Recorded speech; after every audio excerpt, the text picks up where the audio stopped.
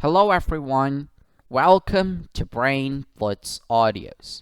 Today, in this episode of NEET Preparation, we're going to be looking at some questions of biology which were asked in medical entrance exams in India. So today, we'll be looking at another important chapter from the syllabus. This is the second chapter in the grade 11 syllabus for CBSE, and it's called Biological Classification.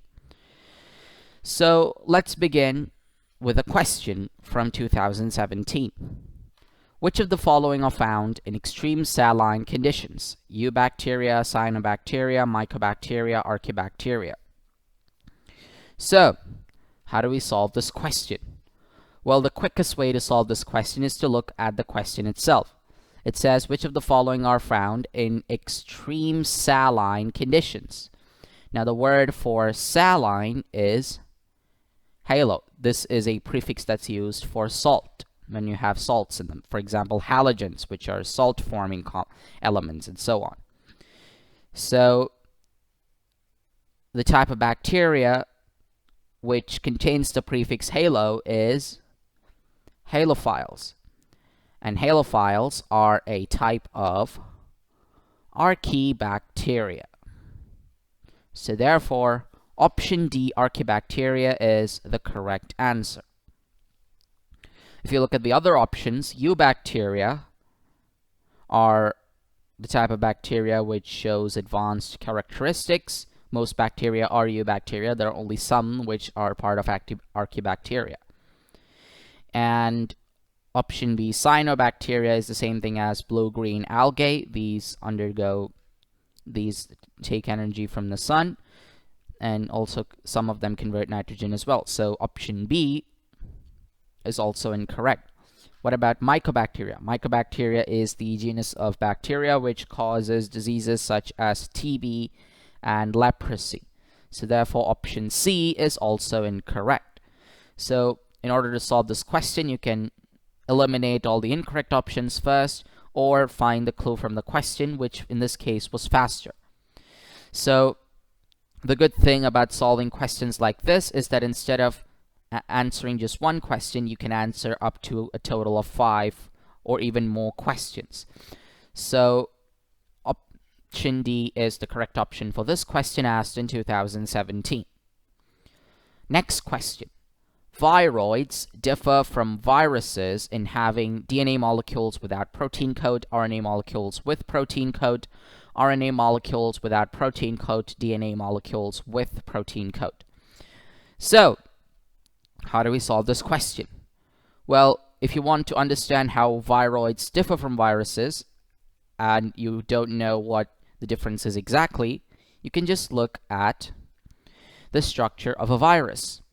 Well, viruses, they contain DNA plus a protein coat.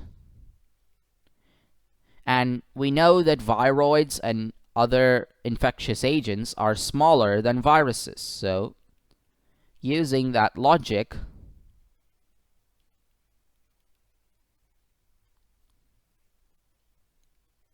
you can write that in order for viroids to be smaller than viruses, they must be removing their protein coat, and if they have the RNA molecule by itself, then they will still be, infective. So therefore, viroids are RNA molecules without a protein coat. So that means option C is the correct option. So viroids differ from viruses in having RNA molecules without a protein coat. That's the definition of viroids, their structure. But if you don't know the structure before, you can find it out by looking at the structure of viruses and knowing that viroids are smaller than viruses, finding it out eventually. Now, options B and D, RNA molecules with protein coat and DNA molecules with protein coat, both of these are structures for viruses and not viroids. So D and B are incorrect. And option A, DNA molecules without protein coat, this is found inside organisms. So when the DNA goes freely, so that inside the cell, so that time they don't have a protein coat, so therefore option A is also incorrect. Now notice that this question is also from 2017, so you can feel the importance of this chapter. There are a lot of questions from this chapter which will be asked in this exam, so it's pivotal. Which among the following are the smallest living cells, known without a definite cell wall, pathogenic to plants as well as animals, and it can survive without oxygen? Is it Pseudomonas, Mycoplasma, Nostoc, or Bacillus? Well, the organism in question does not have a definite cell wall. Option D, Bacillus, will be incorrect because this is rod-shaped bacteria with a cell wall. The same goes true for option C, Nostoc. But in this case, Nostoc is blue-green algae or cyanobacteria, and these kinds of bacteria from the eubacteria department, they always have a cell wall. So therefore, option C is also incorrect. Pseudomonas is a bacteria that's commonly found in the environment, and it is also documented to have a cell wall. So the correct answer is option B, Mycoplasma. So Mycoplasma does not have a definite cell wall. It's pathogenic to plants and also animals, and it is a facultative anaerobe, so that means it can survive without oxygen. So option B is the correct answer. If you wanted to get to this answer faster, you could look at the clue smallest living cells. Now, since bacteria are the smallest of the living cells, the smallest living cell will have to be the smallest bacteria, and the smallest bacteria is Mycoplasma. So option B, again, would be correct. The next question, again from 2017.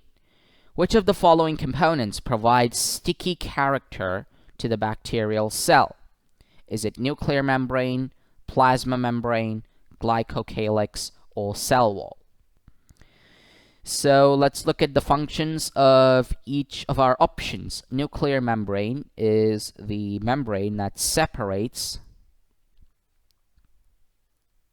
nucleoplasm, which basically contains the DNA as well as the chromatin material, from the cytoplasm.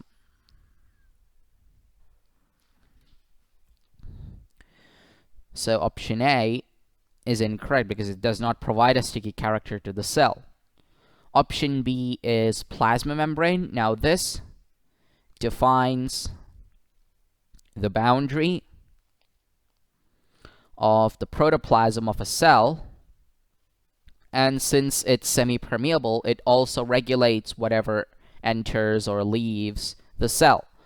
So again, it does not provide a sticky character, just defines the boundary, so option B is also incorrect. What about option D, cell wall? The primary function of the cell wall is to protect the cell from mechanical stress, because when you have a lot of water inside the cell, you feel turgor pressure in it, and if you have excessive turgor pressure without a cell wall, then the cell will burst. With a cell wall, the cell gets protected from this kind of mechanical stress. So option D, again, is also incorrect because it provides mechanical support and not sticky character. Therefore, the right answer is option C, glycocalyx. So basically, the glycocalyx is a mucilage layer, and it is made of non-cellulosic polysaccharides. So option C is the correct option for this question. Now, in order to solve this question faster, you can use the phrase sticky character. So in order to get the sticky character to the bacterial cell, you need to have something sticky outside the cell. And we know that in the cell protection apparatus, glycocalyx is the outermost layer, followed by the cell wall and then the cell membrane. So therefore option C would be the correct option in that case as well. Let's move on to the final question of this episode. DNA replication in bacteria occurs within the nucleolus, prior to fission, just before transcription, and or during the S phase. So we have 4 of these options. How do we solve this question? Remember, bacteria belongs to prokaryotes. And in prokaryotes, DNA replication occurs with the help of mesosomes. And these mesosomes are the infoldings of the cell membrane. And in organisms such as bacteria, these infoldings occur prior to fission. So therefore, the correct option would be option B, prior to fission. Now let's look at the other options. Option A says within nucleolus. This is incorrect because, again, bacteria is a prokaryote. It does not have a well-defined nucleus. Option C, just before transcription. However, bacteria are single cells, so transcription and replication occur side by side. So that means option C is also incorrect. What about option D, during S phase? Again, this is part of This is a part of, cell division, so that means it occurs in eukaryotes. And since bacteria here is a prokaryote, so option D is also incorrect. The correct answer is option B, prior to fission. Bacteria is a prokaryote. In bacteria, DNA replication occurs with the help of mesosomes. Mesosomes are infoldings of the cell membrane, and infoldings occur prior to fission. So therefore, option B is the correct option for this question, which was asked in 2017. So that concludes this episode of NEET preparation. Notice that in this particular episode, we had all of the questions from a single year, so this shows the importance of the chapter biological classification. To learn more about this chapter or other chapters from NEET preparation, don't forget to subscribe to our channel, Brain Blitz Audios. You can also hit the playlist for NEET preparation in the description box below, and for latest updates you can hit the notifications button, again present below the video. So until the next webisode, take care, stay safe, bye bye for now.